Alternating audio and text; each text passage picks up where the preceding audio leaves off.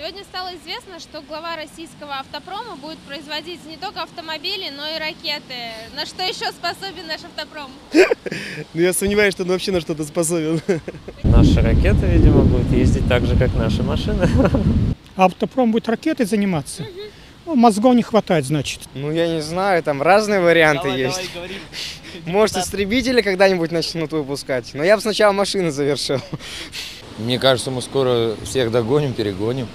Сколько протонов попадало, и чего, и какие наши автомобили по сравнению с кем-то там. Ну да, надо говорим про инновации, про там, нанотехнологии.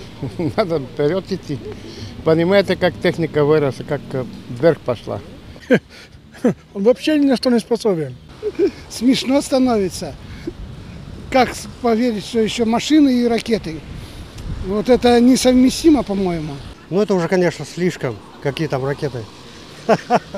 Ну, хотя бы с автомобилями бы справился, а про остальное бы пока не думал. По-моему, это хорошо. Надо и то, и то. Ракет надо вообще побольше. Автомобили бы делали получше. Какие ракеты? Что вы? Шутка? Ну, для ракет, наверное, есть специальные какие-то заведения, которые этим занимаются. Ну, я думаю, с космосом у нас дела лучше обстоят, чем с транспортом. Будем надеяться, что туда версии будут отточенные.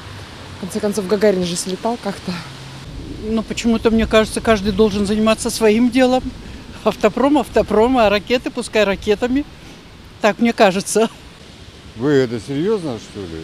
Ракетами займется? Автопроизводитель?